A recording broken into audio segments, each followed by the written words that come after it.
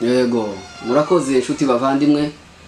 Dusuye kubakira kandi kuri channel yacu ya Gitavi TV. Ni mwiriwe twebwe iwacu, ahandi bamwe ni mwaramutse, ariko mwese hamwe turabasuhuje ngo mukomere. Dufite umutumirwa wacu twatumiye uyu munsi, dukeneye kuganira no kuganiriza. Turora ngo wibwire abakurikiye channel yacu ya Gitavi TV. Murakoze cyane, naje mbanjije kubaramutsa mwese abantu badukurikiye kuri Gitavi TV. Nitwa Johnson Mukuku, izina ryanje ryakavukire rizwi n'umuzungu, nkaba nduye muri Columbus, Ohio, aho ni muri Amerika, ariko iwacu aho nkomoka ni Gahoro ku Murambi muri Sud Kivu, ariyo Republique Democratique du Congo. Murakoze cyane kutwakira kuri no channel yanyu. Murakoze. Mutwibwira ariko mutwibwira igice.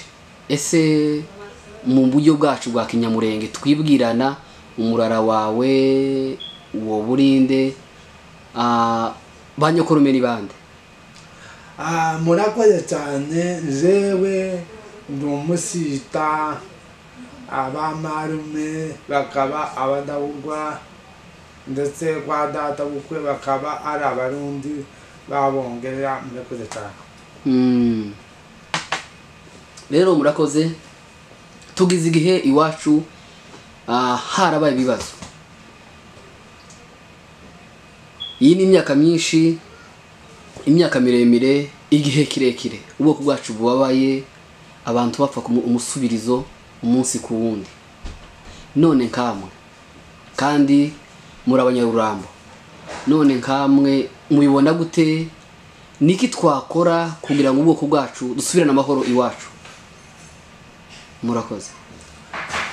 Murakoze cyane, icyo kibazo mutubajije kiragoye kugisubiza ku minota 2 cyangwa 3, kubera ko ni ikibazo kiremereye kinini cyane. Kuvuga inkomoko n'igisubizo cy'intambara iri kuba iwacu. Ariko mbere ya byose mbanje guhereza pole abantu bose b'abanyamurenge ku isi ku bibazo tugize imyaka 4 turimo twicwa, tunyagwa ibyacu, dutwikirwa. Rero nkaba mbahereza pole kuri ibi bihe byatugezeho, ariko nizera kuko bino bihe bibi turimo bizashira, akongera kandi tukabona ibindi bihe byiza, kuko umwanditsi niko yanditse aravuga ngo nimugera ngo mu bihe bibi muzora mwitegura n'ibyiza. Rero uko nje mbona bino bintu, kuko mubizi cyangwa uko tubizi, intambara iri iwacu twari tuzi yabaga yari intambara yacu n'abaturanyi bacu, aribo bamayimayi bakoreye mu bapfurero, mu banyintu no mu babembe. Ariko none ino ntambara ntabwo ariko bimeze, ntaboneka yindi isanzwe, ahubwo ni intambara nyokwita yuko ari intambara ya Grand Lac, kuko mubizi namwe. Intambara ya mayimayi ifitanye coalition hamwe na Red Tabara, hamwe na FNL, hamwe na Forebu, iriya mitwe yose ya étranger cyangwa ya mahanga. Niyo mpamvu rero kuyirwana no kuyinesha byatinze bimara igihe, ariko kubwo kwizera no kuba kuko tuzira akarengane kana kuriya, ndizera neza kuko byanga byakunda n'umundi izarangira, tuzayinesha. Murakoze cyane. Kurangira kwizarangira nta kiza kiramba kandi nta gihoraho.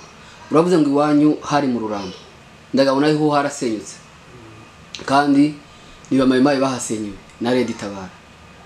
None se nka Red Tabara ni gute ishobora kugwana mu gihugu c'abandi, ishobora kuva iwawe ikaza kurwana iwacu? Ko ari nkuko twumva ko ariko bimeze, ariko kandi biterwa niki? Ni kandi mushobora kuba mukeka cyangwa se wenda aba batera inkunga ko na leta ya Kongo nayo bayishira mu majwi ko nayo ibirimo, ese abo bandi ba pays d'étranger b'abarundi b'i Burundi ni gute baza mu gihugu cacu ibintu mubibona gute mwebwe?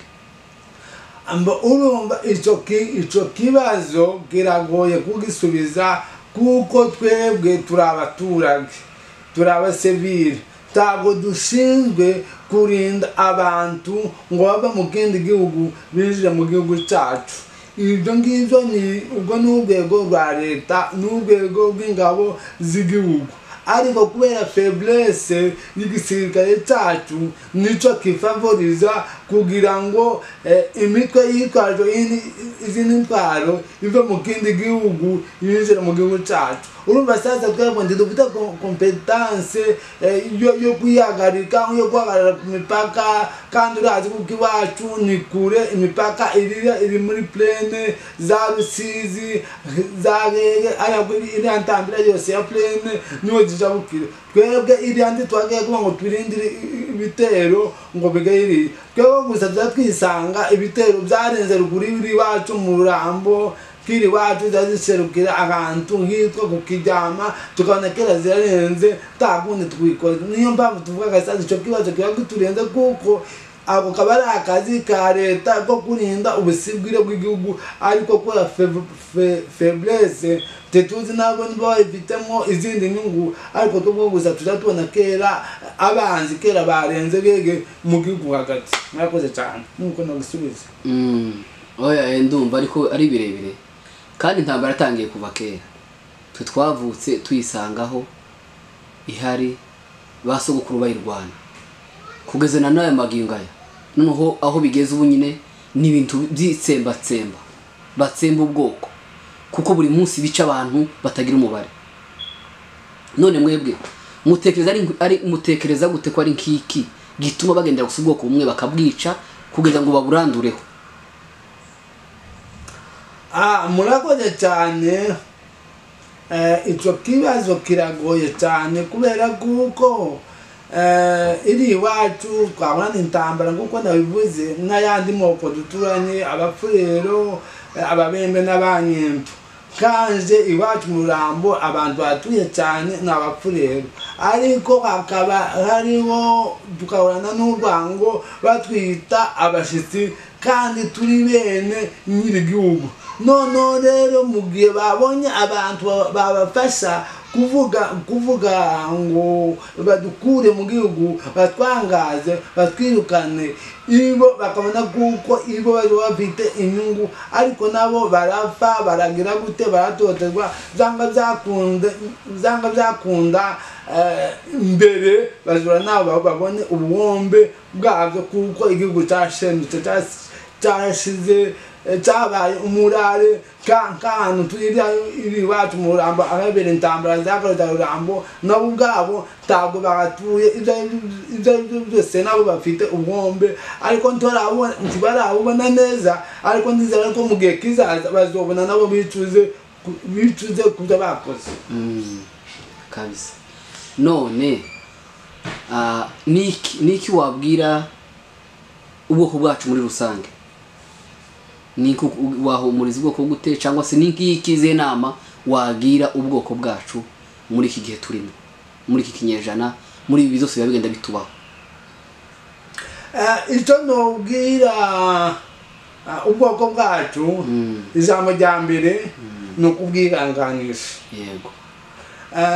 Ijambo rya kabiri ni ukwanga kuko hakiri iwacu. Yego. Twaratatanye, twagiye mu mahanga, jewe uko nzavuga ngo ino turi twagiye ni Babuloni, ni mu bindi bihugu. Ino ni systeme bakoresheje, nubwo itameze nka ya yindi abanyisraeli babakoreye babanyaga, ariko n'indi systeme amahanga yakoze kugira ngo tuve mu gihugu kubera umutekano mukeya, kubera kutunyaga ibyacu, abantu bakarambirwa, bigatuma bashakisha amahoro, umutekano mu kindi gihugu. Ariko ndizera kuko kandi kuko ibihe bizagenda bihinduka hazaboneka ikindi gihe kizagaragara cyiza iwacu wongere kandi hatugwe twonge turishimire twonge tubagire inyota yo kwatura kuko murazi kuko igihugu cyacu ni igihugu cyiza cy'imirambi cy'imisozi myiza cy'inzuzi nziza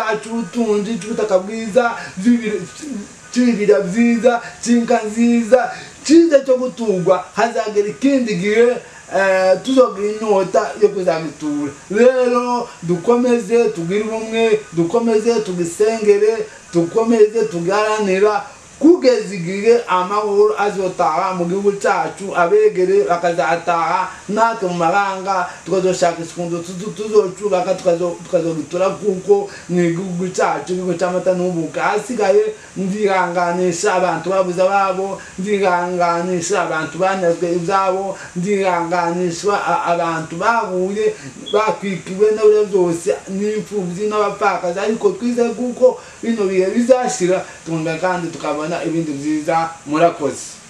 Yego tugeze ku musozo rero w'iki kiganiro tubibutse ngo cyari kumwe na Augustin Gatunzi kuri Igitavi TV, televiziyo yacu, televiziyo imwe rukumbi, televiziyo y'ubwoko bwacu, televiziyo ivuga byinshi, televiziyo y'abantu benshi bakunda. Tugeze ku musozo rero umusaza niki wabwira urubyiruko rw'abanyamurenge muri iyi minsi turimo cyangwa se muri ibi bihe turimo? Urakoze cyane kumbaza ngo icyo kibazo ndakubwira urubyiruko kabisa. Urubyiruko niyo maboko yacu,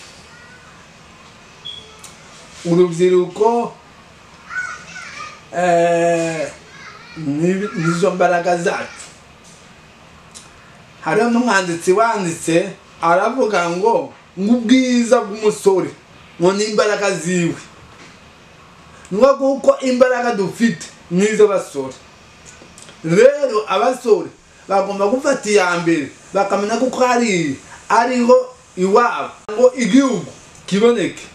Rero nkasaba abasore urubyiruko aho bari ibiganiro baganira, abasore gutanga ku myaka 20 ukageza ku myaka 30-35 bagomba gutekereza kuko nizo mbaraga zacu. Twebwe turakuze dufite imyaka 40 n'imisago hafi 50 kandi tugeze kure, ariko turashyigikiye bamenye kuko arizo mbaraga zacu, bamenye kuko ariyo maboko yacu. Iyo umusaza ananiwe kwicira urubanza azatuma abasore azatuma abana akaba aribo bacira urubanza. Rero basore abo muri izo muri ibyo mwamuganira muzo muteganya kuko nimwe gw'amaboko yacu, muzo muteganya kuko arizo mbaraga zacu kandi imbaraga zanyu mugomba kugabute kuzikoresha. Rero tabyinshi novuga ariko nimufate iya mbere guharanira gakondo, guharanira igihugu Imana yaduhaye,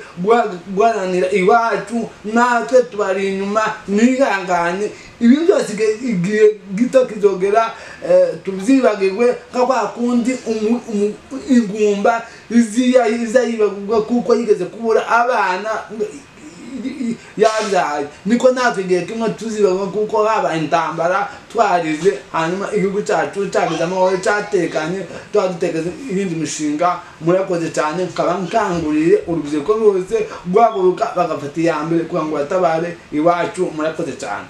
Yego murakoze, turabashimiye inshuti bavandimwe ba televiziyo yacu Igitavi. Nakagaruka tuzasubira ikindi gihe. Murakoze.